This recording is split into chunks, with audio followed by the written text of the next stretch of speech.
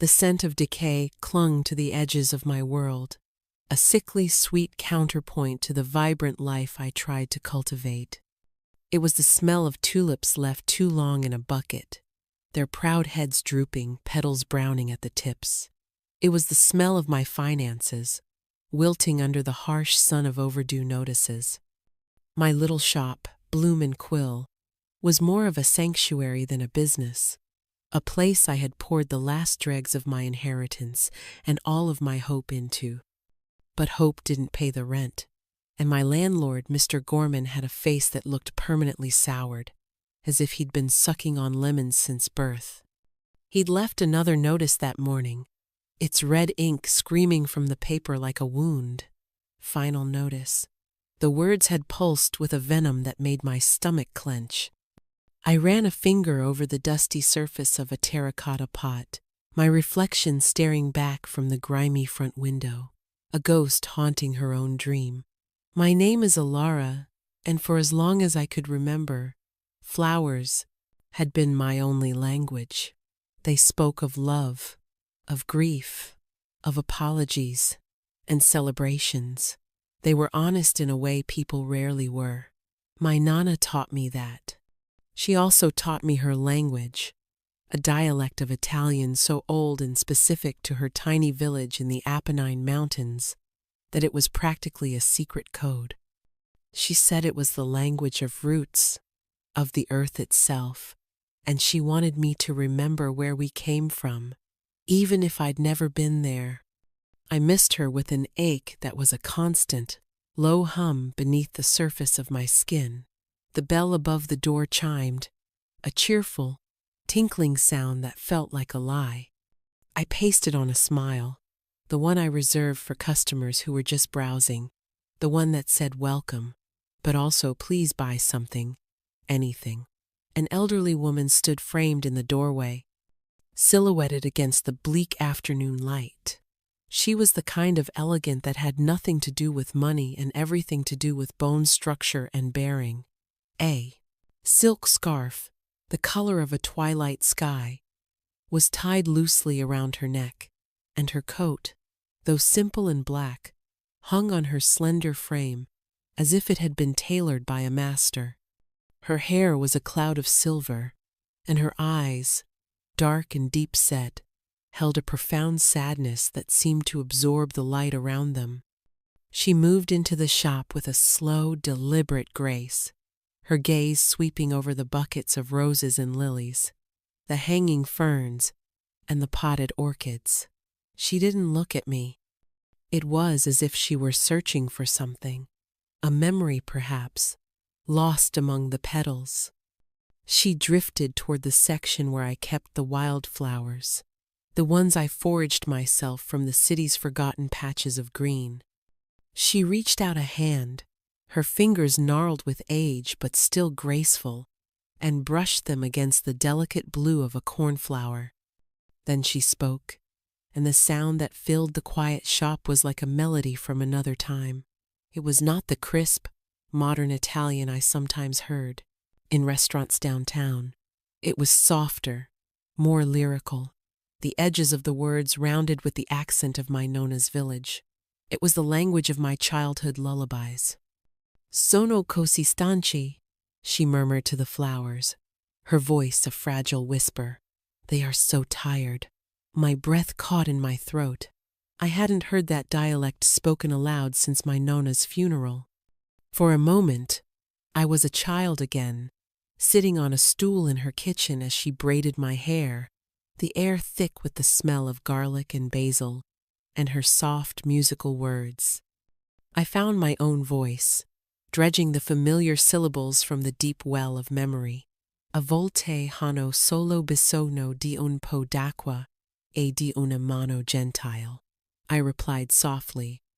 Sometimes they just need a little water and a gentle hand. Her head snapped up. Her dark eyes, which had been clouded with introspection, sharpened with surprise, then with a dawning, incredulous light. She stared at me, truly seeing me for the first time. A slow, beautiful smile bloomed across her face.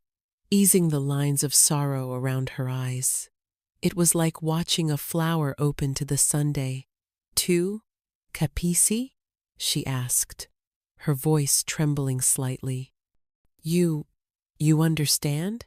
Si, I said, my own smile feeling genuine for the first time all day. Mia nonna mi ha insegnato. Veniva da Pietrarossa. Yes, my grandmother taught me. She came from Pietrarossa. A single, perfect tear welled in her eye and traced a path down her wrinkled cheek. Pietrarossa, she repeated, the name of the village a prayer on her lips. Anch'io, io sono di Pietrarossa. Me too, I am from Pietrarossa. For the next hour, the world outside the red-inked notices, the wilting tulips, the suffocating weight of my debt ceased to exist. We spoke of the old country, of traditions I only knew from stories, of the scent of wild rosemary after a rainstorm, and the taste of sun-warmed figs. Her name was Isabella. She spoke of her husband, gone for many years, and of a son who carried the weight of the world on his shoulders. She didn't offer details, and I didn't ask. It was enough to be in the presence of this shared history, a lifeline thrown across generations and oceans, connecting my small, failing shop to a sun-drenched village I had never seen. She wanted a bouquet, something that felt like home. I moved through my shop with a renewed sense of purpose, my hands selecting stems, not for their market value, but for their meaning. I chose lavender for remembrance, rosemary for loyalty, sprigs of olive branches for peace, and the deep blue cornflowers that had first caught her eye for their simple, wild beauty. I bound them together with a simple twine ribbon, a rustic, fragrant arrangement that was more of a feeling than a floral design. When I presented it to her, her eyes filled with tears again. She reached into her purse, a worn leather clutch, but I gently placed my hand over hers. No, I insisted, my voice thick with emotion. È un dono per una campesana. No, it is a gift for a countrywoman. She looked at me, her gaze impossibly deep, and for a moment I felt a tremor of something I couldn't name. It was a flicker of warning, a shadow passing over the Sunday. She argued, but I stood firm, and eventually she relented. She took my hands in hers, her skin as soft and thin as parchment. Sei una brava ragazza, Elara, she said, my name sounding ancient and beautiful in her dialect. You are a good girl, Elara. Il cielo non dimentica la gentilezza. Heaven does not forget kindness. She left as quietly as she had arrived, the bouquet held carefully in her arms. The tinkling of the bell seemed to echo in the sudden silence. I stood there for a long time, the warmth of her hand still lingering on my skin, the forgotten music of my Nana's tongue still singing in my ears. For the first time in months, a fragile tendril of hope began to unfurl in my chest. It was a foolish, baseless feeling, but I clung to it. Heaven does not forget kindness. An hour later, the bell chimed again. This time, it sounded like a death knell. The man who entered was the antithesis of Isabella. Where she was soft, he was hard angles and sharp lines. He was tall, dressed in a black suit so impeccably tailored it seemed molded to his powerful frame. His face was a study in brutal elegance, a strong jaw, a straight nose, and eyes the color of storm clouds. They swept the shop in a single, dismissive glance, cataloging its shabbiness, its drooping inventory, its owner. His gaze landed on me and stayed there, and I felt pinned, a butterfly under glass. He was not a customer. He was an event, a storm front rolling in. Elara, he said, It wasn't a question. My name on his lips was a verdict. His voice was a low rumble, laced with an authority that expected no argument. Yes? I managed, my own voice a squeak. My employer, Mr. Moretti, requires your presence, he stated flatly. He stood with his hands clasped behind his back, a posture of immovable patience. He was a mountain, and I was expected to come to him. Mr. Moretti? I don't know any Mr. Moretti, I stammered, my heart beginning a frantic, panicked tattoo against my ribs. He knows you, the man replied, his expression unchanging. He requests you come now. Requests. It was a laughable choice of words. There was no request in his tone, only command. I looked past him, through the front window of my shop, and my blood ran cold. Parked at the curb, where a dented station wagon usually sat, were 3 identical black SUVs. They were enormous, their tinted windows, reflecting the gray sky like obsidian mirrors. They weren't just cars, they were a statement. A declaration of power so immense it was obscene on my humble, crumbling street. People on the sidewalk were stopping to stare, their faces a mixture of curiosity and fear. My mind raced, trying to connect the dots. Isabella, her son who carried the world on his shoulders. Moretti. The name echoed with a vague, unpleasant familiarity, the kind of name you heard whispered in news reports about organized crime, about families that operated in the city's deep shadows. I can't just leave my shop, I said, the excuse sounding feeble even to my own ears. The man didn't even blink. It will be looked after. Panic, cold and sharp, pierced through my confusion. This wasn't a request. It was an abduction, sanitized with polite language. I'm not going anywhere with you, I said, trying to inject a steel I didn't feel into my voice. I took a step back, my hand fumbling behind me for the heavy ceramic watering can on the counter. The man's lips twitched in what might have been a ghost of a smile. It held no humor. It would be unwise to resist, miss. He took a step forward, and the small shop seemed to shrink around him. He was no longer just a man in a suit. He was a cage, closing in. Mr. Moretti is not a patient man, especially when it concerns his mother. His mother, Isabella. The pieces clicked into place with a horrifying certainty. My act of kindness, my simple conversation in a forgotten language, had not been a blessing from heaven. It had been a beacon, attracting the attention of something vast and dangerous from the abyss. I had welcomed an angel into my shop, and in doing so, I had summoned her devil of a son. The choice was not a choice at all. I could go with this silent monolith, or he could take me. I thought of the red-inked notice, the wilting flowers, the gnawing emptiness of my bank account. What, exactly, was I fighting to protect? A life that was already crumbling around me? With a deep, shuddering breath that felt like a surrender, I nodded. "All right," I whispered. "I'll come." The man whose name I would learn was Marco simply inclined his head. He held the door open for me, and as I stepped out of my sanctuary and into the cold, unforgiving air of the street, I felt the lock on my gilded cage click shut.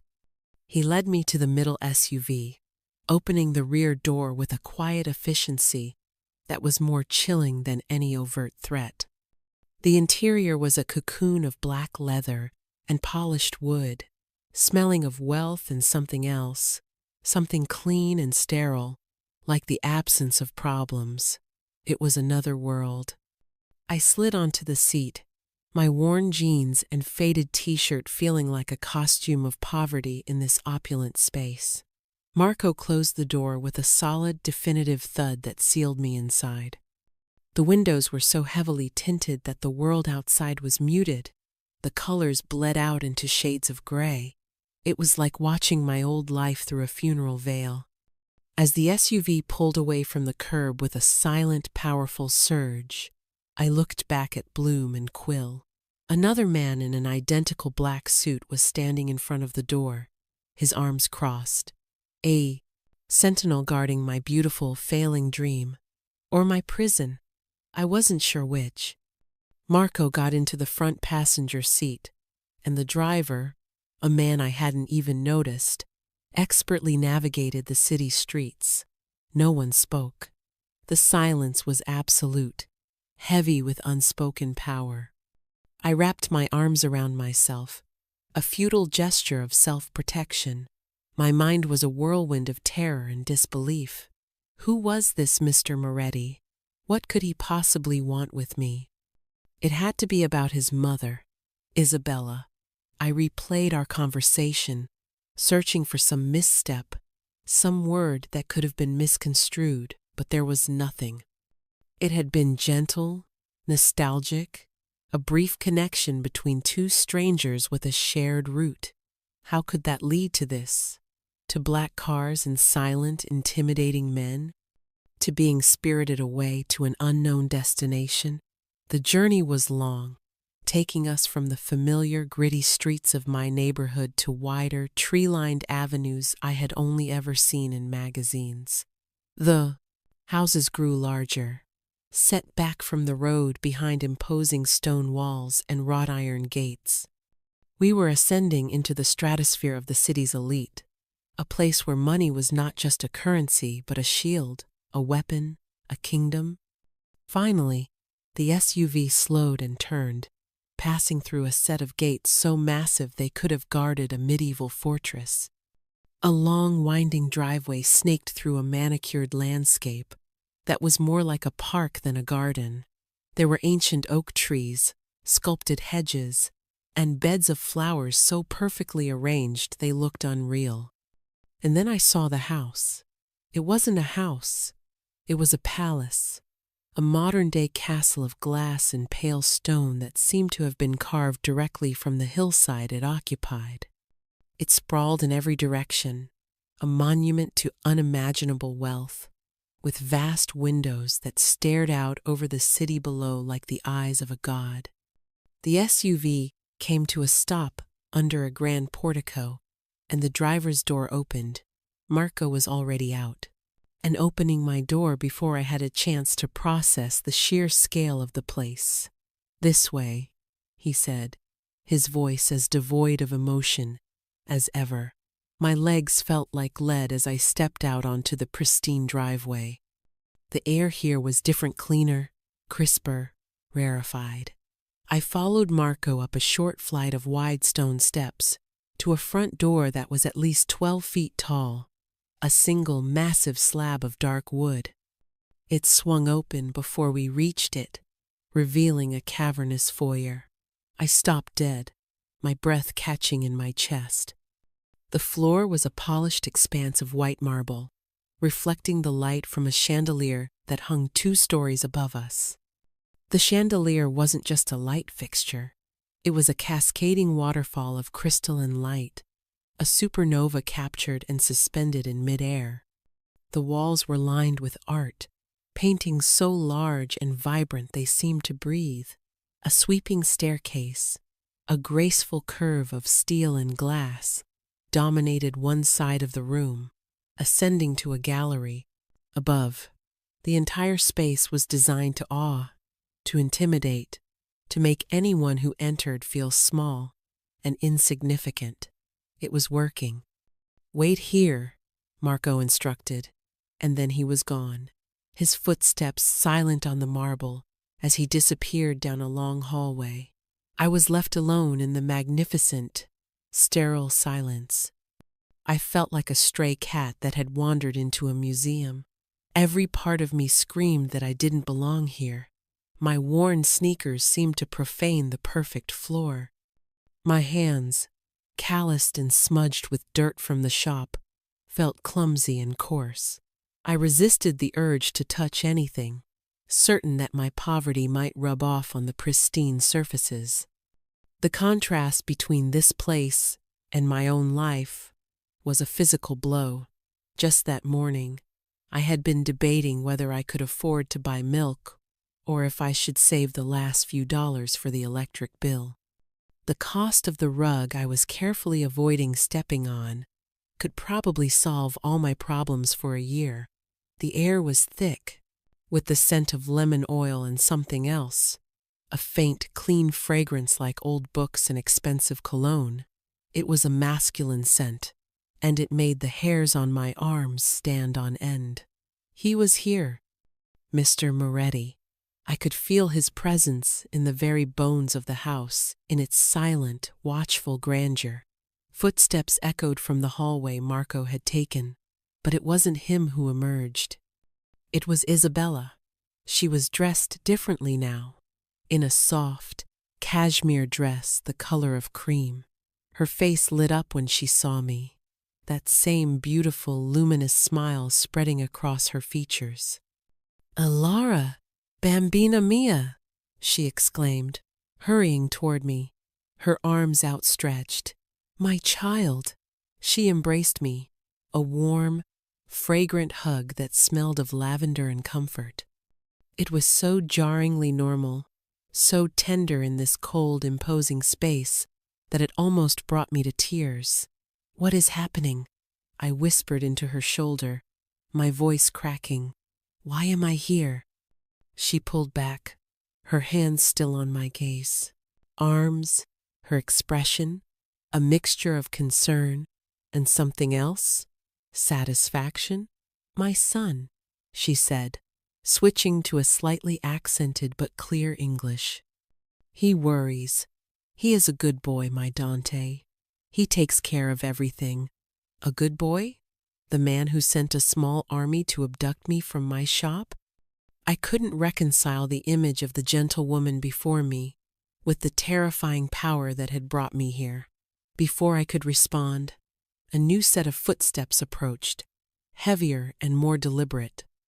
They commanded the space. I looked past Isabella's shoulder, down the long, art-lined hallway. A figure emerged from the shadows, stepping into the light of the foyer. It was him, Dante Moretti. He was even more intimidating in person than I could have imagined. He was taller than Marco, with the broad shoulders of a fighter. He wore a simple black t-shirt that stretched across his chest and dark trousers, a casual outfit that somehow made him look more dangerous than a suit. His dark hair was cut short, ruthlessly neat, and his face was the one I'd seen in my nightmares for the past hour. All harsh planes and unyielding lines, but it was his eyes that held me captive. They were the same stormy gray as Marco's, but where Marco's were empty, his were filled with a terrifying intelligence and an intensity that felt like a physical force. They were the eyes of a predator, assessing, calculating, and already claiming ownership. He stopped a few feet away, his gaze flicking from his mother to me. When his eyes met mine, the world seemed to tilt on its axis. It felt as if he could see everything, the fear churning in my gut, the desperation that had been my constant companion for months, the foolish flicker of hope his mother had ignited. He saw it all, and he was not moved. He was interested. "Mother," he said, and his voice was the sound I'd heard in the air, the scent of expensive cologne and old books given sound. It was like aged whiskey, smooth and dark, with a burn that went straight to your core. He spoke to his mother, but he never took his eyes off me. "You did not tell me you made a friend." "She was so kind to me, Dante," Isabella said, turning to him, her face glowing with affection. She took my hand and held it up as if presenting a prize. She spoke the language of home. She gave me these. She gestured to a vase on a nearby console table, where the bouquet I had made for her now sat, a splash of wild rustic beauty, in the midst of overwhelming opulence. Dante's gaze followed his mother's gesture, lingering on the flowers for a moment before returning to my face. The intensity in his eyes deepened. He took a step closer, and I had to fight the instinct to recoil. He was a force of nature, a storm, and I was a sapling in his path. A gift, he stated, his voice a low murmur. He looked at my hands, still holding his mother's, and I saw his eyes narrow slightly as he took in my calloused fingers and the dirt beneath my short nails. He saw my life's work, my struggle etched into my skin. Marco tells me your business is not doing well. The abrupt shift from pleasantries to a cold assessment of my failure was dizzying, my face flushed with shame and anger. That's none of your concern, I managed to say, pulling my hand gently from Isabella's grasp. A flicker of something amusement perhaps crossed his face. It was gone as quickly as it appeared. Anything that makes my mother this happy is my concern, he said, his voice dropping even lower, becoming a soft, dangerous purr. And anything that threatens what is my concern becomes my problem to solve. He closed the remaining distance between us, stopping so close I could feel the heat radiating from his body. I had to crane my neck to look up at him. I was trapped between the unyielding wall of his chest and the vast marble-floored emptiness of the foyer. His scent enveloped me: cologne, clean linen, and something uniquely masculine and primal. I have paid your debts, he stated simply, as if discussing the weather. All of them. The lease on your shop, your suppliers, the loan you took out last winter, it is all taken care of. I also purchased the building your shop is in. Your landlord will no longer be a problem. I stared at him, my mouth agape. The words didn't make sense. It was too much, too fast, an impossible solution to an insurmountable problem. It was a fantasy, a fever dream. People like me didn't have their problems, erased by a snap of a finger. People like him didn't exist outside of movies. Why? I whispered, the word barely audible. Why would you do that? Because you were kind to my mother, he said, his gaze unwavering, hypnotic. And because I have decided that you will be staying here, with me. There it was. The offer and the conditions, all in one breath. It wasn't a negotiation. It was a declaration of fact. He had bought my life, my freedom, with a transaction I hadn't even been aware of. The hope that had flickered in my chest earlier now felt like a cruel joke. This wasn't a rescue. It was a trade. I had traded my shabby, desperate freedom for a life in a gilded cage. You can't be serious, I said, a hysterical laugh bubbling in my throat. You can't just buy a person. I can, he replied, and the chilling certainty in his voice left no room for doubt. I have. You are now under my protection, Alara, and everything under my protection. His eyes darkened, a possessiveness flaring in their depths that was both terrifying and thrilling. Belongs to me. Isabella watched us, a serene smile on her face, as if her son had just offered me a cup of tea instead of a life sentence. In her eyes, he was the hero, the provider, the son who takes care of everything. She couldn't see the bars of the cage he was building around me. Or maybe she did, and she simply thought it was the safest place for me to be. I looked from her gentle, smiling face to his hard, determined one. I was trapped. My old life, with its familiar struggles, had been wiped off the map. My shop was no longer truly mine. My debts were gone, but so was my agency. He had methodically dismantled every reason I had to go back. All that was left was him, and this terrifying, opulent new reality.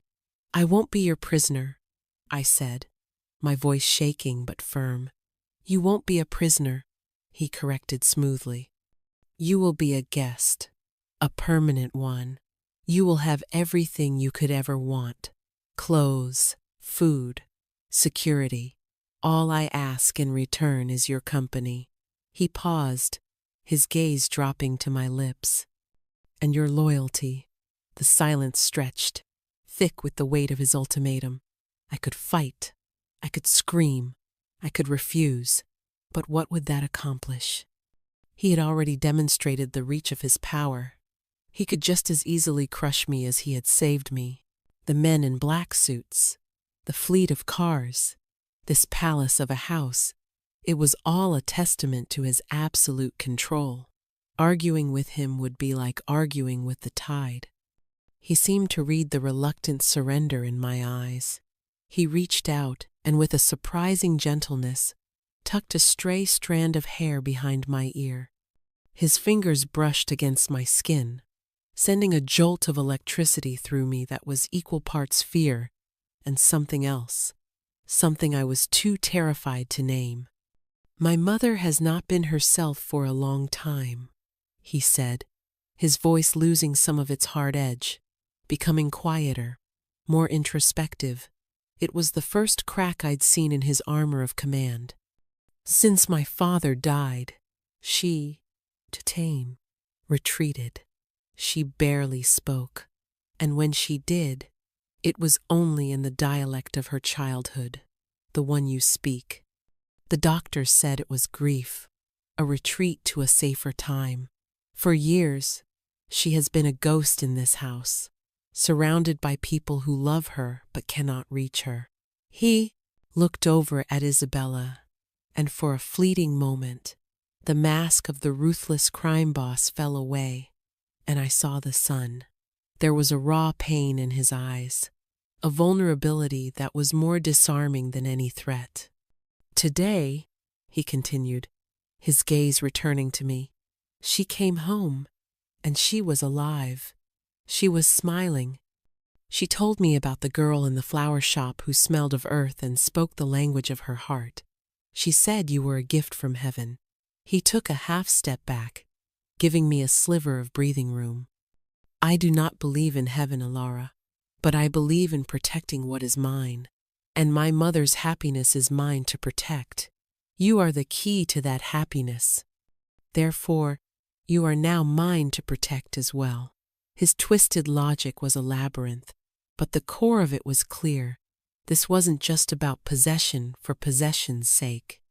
It was rooted in a fierce, desperate love for his mother. He saw me not as a person, but as a tonic, a cure for her sadness. I was a tool, a beautiful, necessary object to be acquired and kept safe. The revelation didn't make me feel better. It made me feel less human. "Marco will show you to your room," Dante said, his tone shifting back to one of command. The brief moment of vulnerability sealed away. "Rest. We will have dinner together tonight."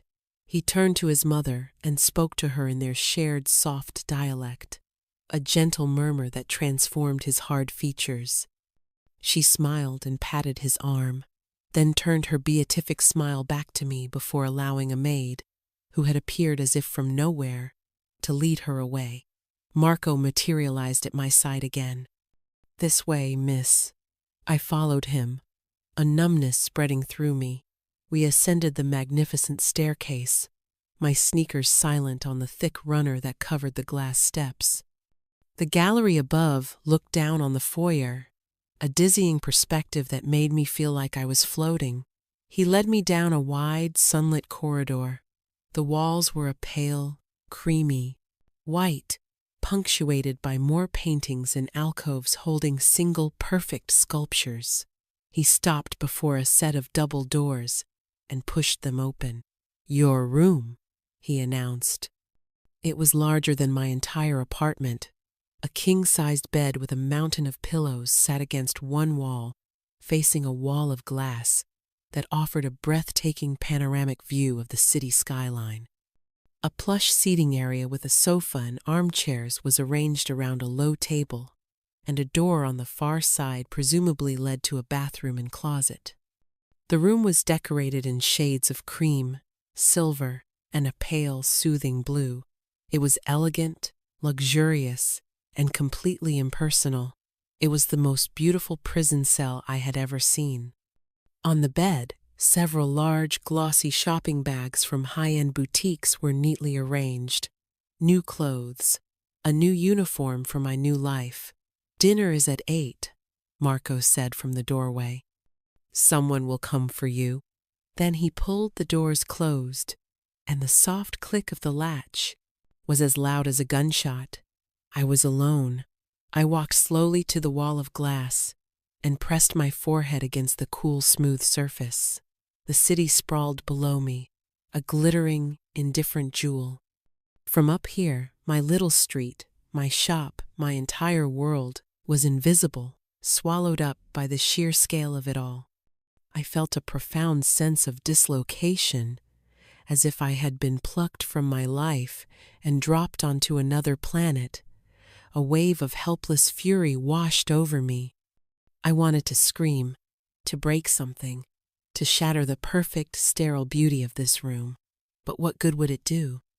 I was a fly caught in a spider's web, and the spider had just finished explaining, with chilling politeness, exactly how he planned to devour me.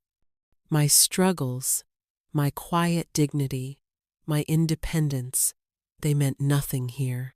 He had waved his hand and erased my life, rewriting it with himself as the author. I sank onto the edge of the ridiculously large bed, the silk comforter cool beneath my hand. I thought of his words, his justification. He was protecting his mother's happiness. He was protecting me. The word protection sounded more and more like a threat.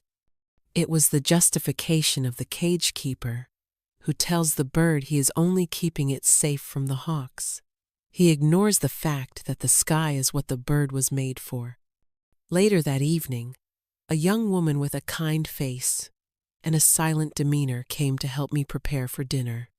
She drew a bath in the adjoining bathroom, a room so large it contained a freestanding tub, a walk-in shower that could fit a small family, and a vanity lit like a movie star's dressing room.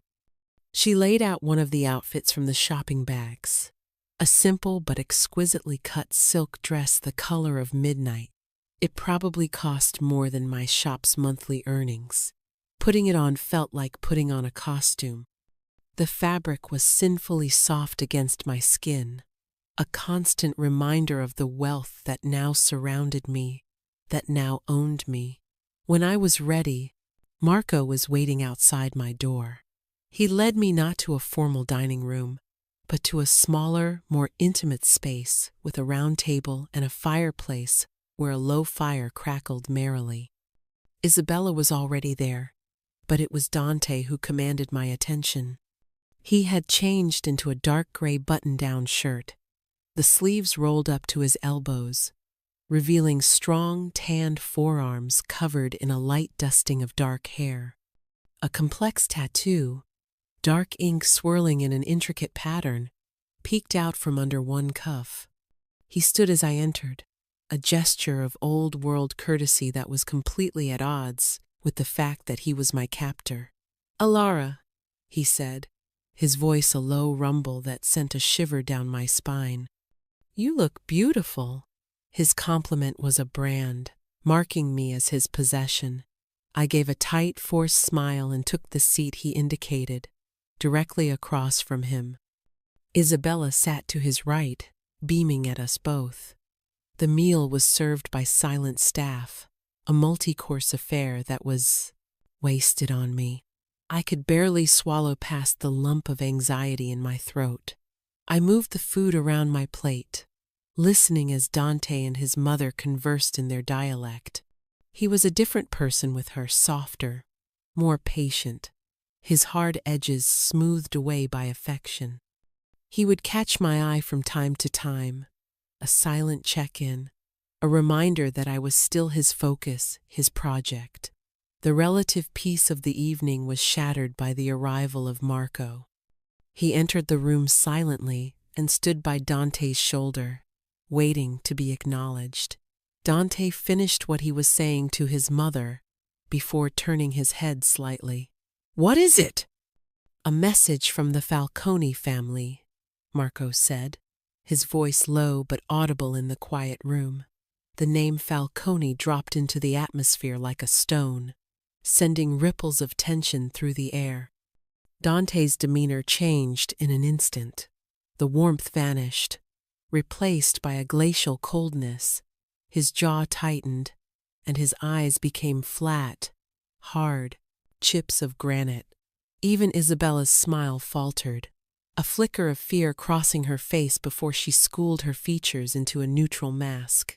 They know about the shipment, Marco continued. And? Dante's voice was dangerously soft. And they sent a gift to the florist shop. My blood turned to ice. My shop. They had gone to my shop. I felt the floor drop out from under me. I looked at Dante, my eyes wide with terror. His own gaze was locked on Marco, his focus absolute, but I knew he was aware of my reaction. What kind of gift? Dante asked. A dead bird, Marco said. A falcon, left on the doorstep. It was a message, a threat, a symbol of their family, left dead at my door. Because of my association with him, my quiet little corner of the world had been violated, marked by his enemies. My safe space was now a target. Dante was silent for a long moment.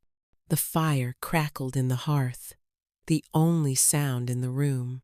Then he slowly placed his napkin on the table and rose from his chair. The movement was fluid, controlled, but charged with a lethal energy. He was a panther, uncoiling. He looked at me, and the cold fury in his eyes made me shrink back in my seat. But the anger wasn't directed at me. It was for them, for the falcons, for daring to touch what was his. You see now? He said, his voice a low, terrifying growl. You see why you cannot leave? This is my world, Alara, and you are in it now. Out there, you are a target, a vulnerability. In here, he swept a hand around the opulent room, you are safe. This house is not a cage. It is a fortress. And it is the only place you will be safe, as long as my enemies draw breath. His words, meant to justify my confinement, only served to highlight the terrible truth. He hadn't just bought my debt. He had bought me a whole new set of dangers. My old problems, poverty, loneliness, seemed almost quaint in comparison to feuds between men who sent dead animals as calling cards. He had claimed to be my protector, but he was the very source of the danger. He was the storm, and he had pulled me into its eye. He turned to Marco. Double the security at all properties. I want eyes on every Falcone associate. And get my car. I'm paying Rico Falcone a visit.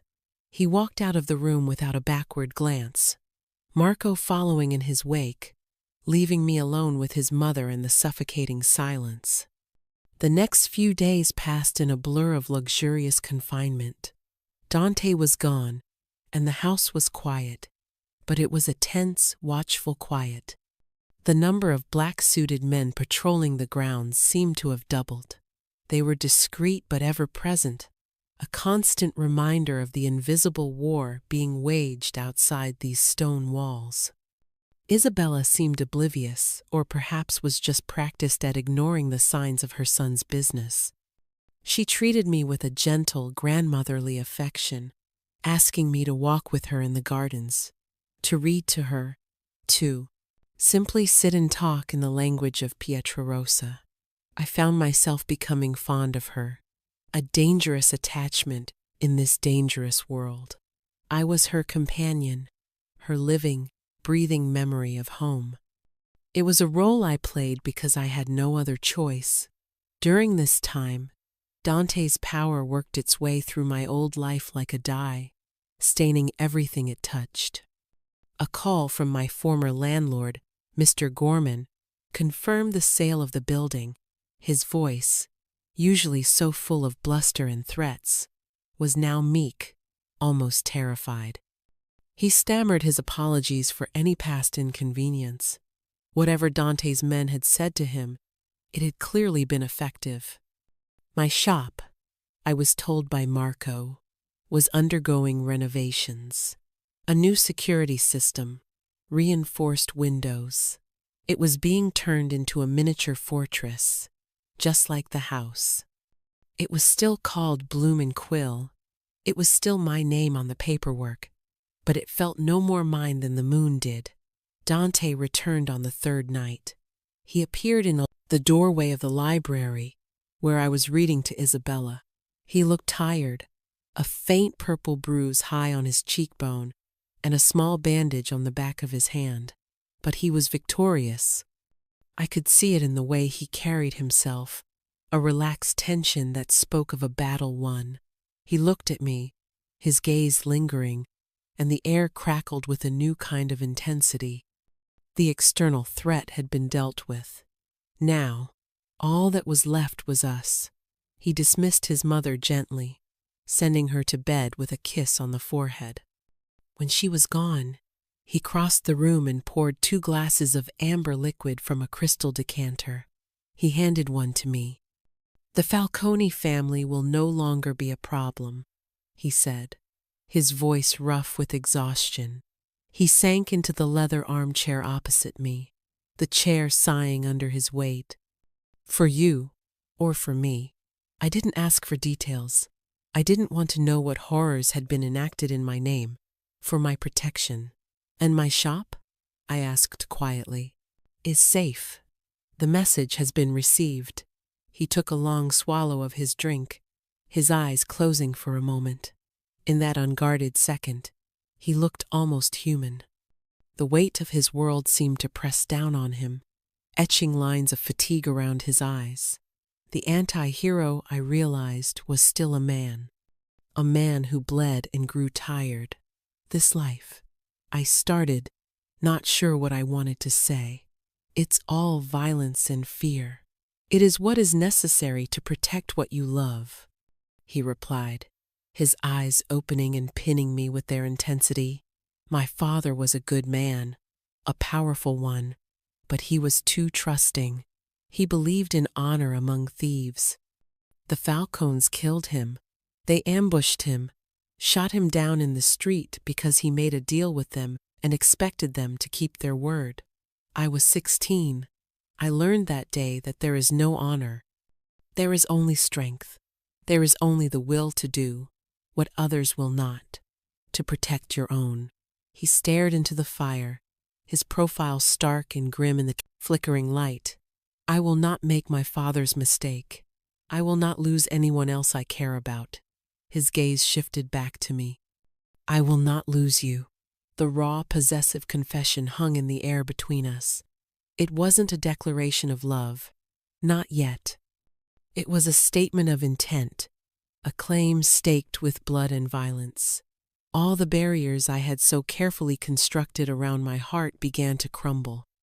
I saw past the monster, past the crime boss, and saw the 16-year-old boy who had lost his father and vowed to become stronger than all his enemies.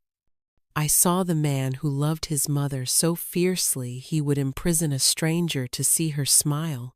It was a twisted, dangerous kind of love, but it was love all the same. And a part of me, the part that had been so desperately lonely for so long, yearned for its dangerous heat. With the threats neutralized, the atmosphere in the house shifted. The palpable tension eased, replaced by a quiet domesticity that was almost surreal. The silent guards were still there, but they faded into the background. It was just the 3 of us, Dante, Isabella, and me. I spent my days with Isabella, finding a strange comfort in her company. But my nights, my evenings, belonged to Dante. We would have dinner, sometimes with his mother, sometimes alone. We would talk for hours in the library. He asked me about my life, about my dreams for the flower shop, about my Nana.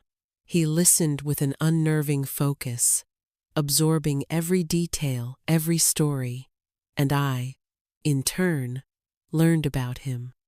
He showed me the man behind the myth. He was intelligent, well-read, with a dry, dark wit that surfaced at unexpected moments. He spoke of business, not the illegal kind, but of the vast, legitimate empire he controlled, a web of shipping, real estate, and tech investments that provided the clean, respectable face for his family's true power. He was a paradox, a man who could order a death and then discuss Renaissance poetry with equal passion. One evening, we were standing on one of the many terraces. The city lights, a carpet of diamonds, spread out at our feet. The air was cool, and a gentle breeze stirred the ends of my hair. I had been living in his house for 2 weeks. 2 weeks since my life had been irrevocably altered. "Are you happy here, Alara?"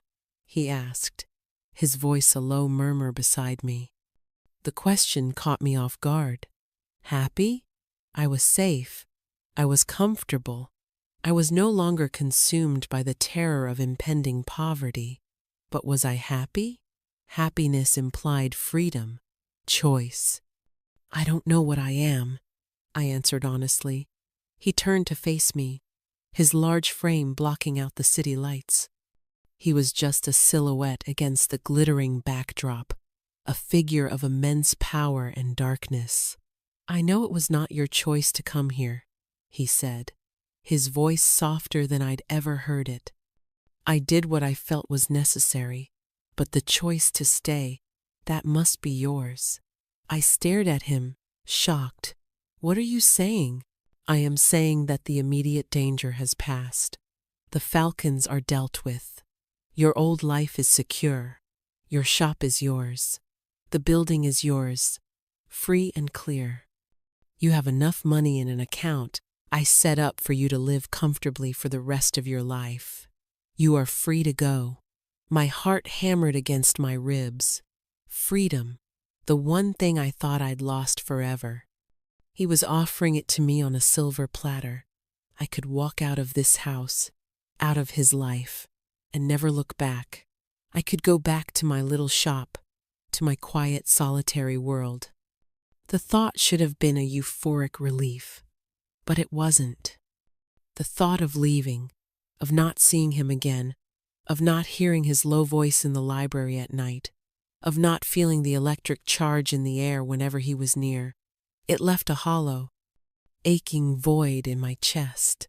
I had grown accustomed to his presence, to his dangerous protection. I had started to feel more at home in this gilded cage than I had in my own life for a very long time. "Why?" I whispered. "Why now?" "Because keeping you here, against your will, makes you a prisoner," he said, his voice laced with a raw vulnerability. "And I find that I do not want a prisoner. I want a partner.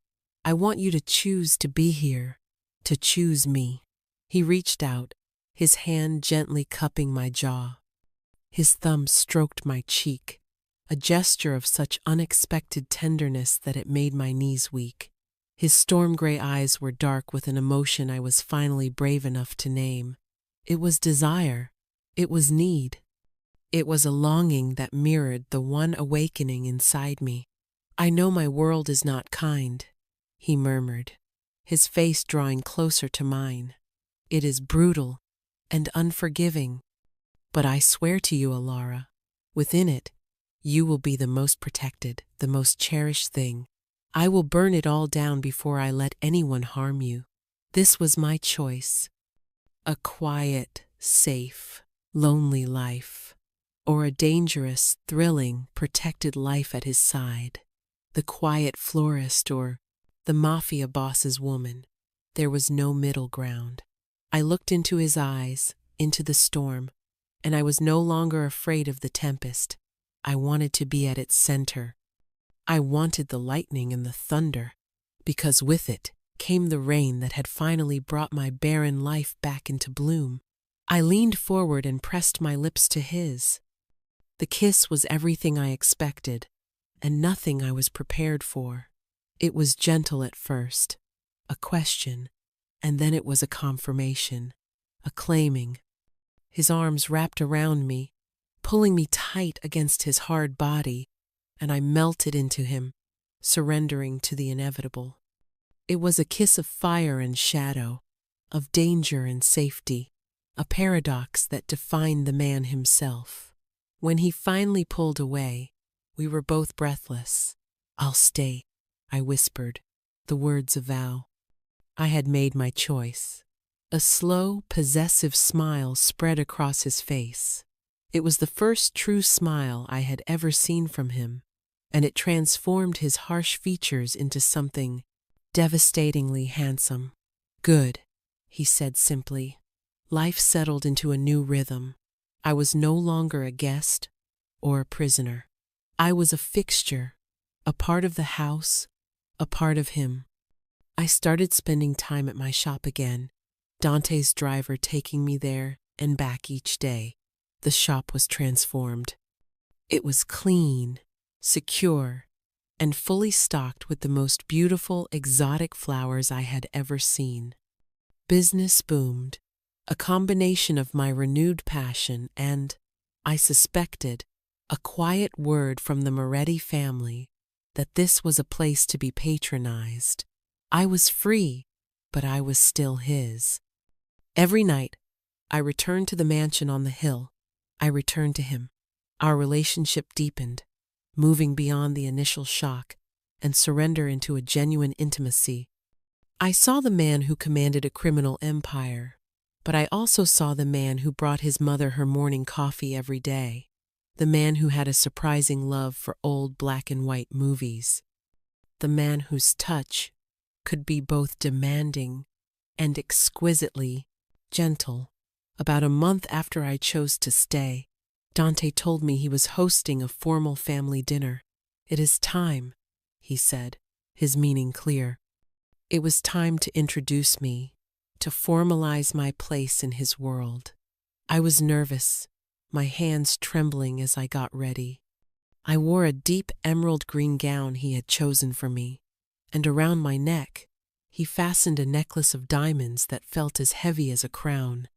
He led me into the grand, formal dining room, a cavernous space I hadn't seen before, dominated by a long, polished mahogany table that could seat 30, and it was nearly full. Men and women, all with the same dark hair and intense eyes as Dante, fell silent as we entered. They were his cousins, his aunts, his uncles, his capos. This was the Moretti family, the entire clan.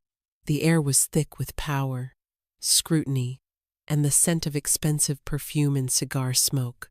Dante led me to the head of the table. He stood behind his chair, his hand resting on the small of my back, a simple gesture of ownership for all to see.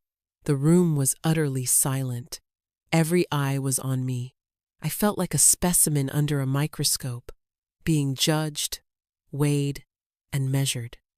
"This is Ilara," Dante announced, his voice ringing with authority in the silent room.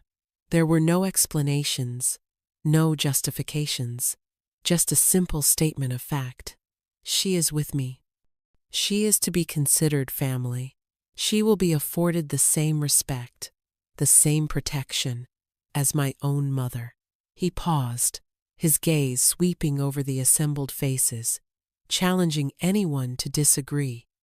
"Is that understood?" A low murmur of assent rippled through the room.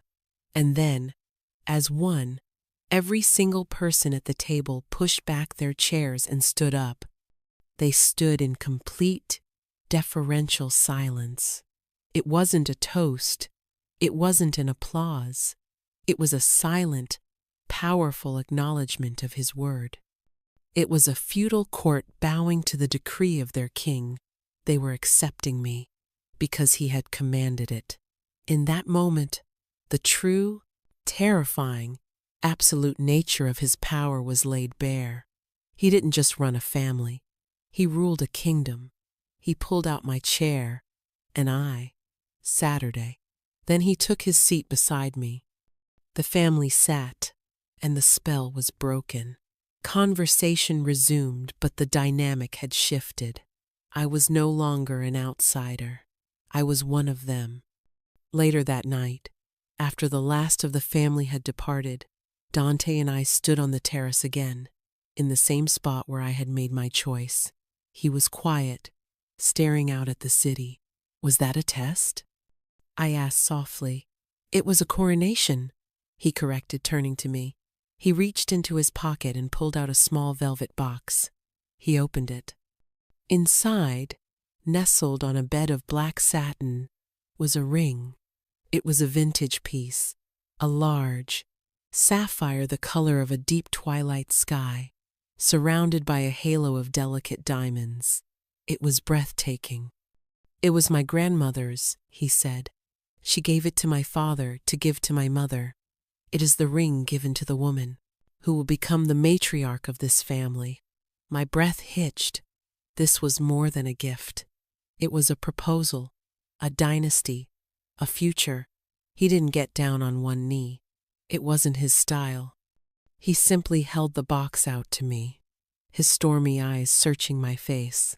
The only question he had ever truly asked me reflected in their depths. I looked from the ring to his face. I saw the boy who lost his father, the son who cherished his mother, the ruthless leader who had neutralized his enemies, the man who had given me a choice. I saw my protector, my captor, my partner. I saw my future. With a trembling hand, I reached out and took the ring. I slid it onto my finger. It was a perfect fit. He took my hand in his large, warm fingers closing over mine, the sapphire cool against my skin. He lifted my hand to his lips and pressed a kiss to the ring, sealing the silent promise we had just made. We stood there for a long time, the city glittering at our feet. My life of quiet desperation was a distant memory, a story that had happened to someone else. I had stumbled into a world of shadows and violence, but in its dark heart, I had found a fierce, protective love I never knew existed. I was the florist who had welcomed a lonely woman speaking an old language, and in that one small act of kindness, I had inherited a kingdom. I was no longer just a Lara, I was a Lara Moretti, and I was finally home.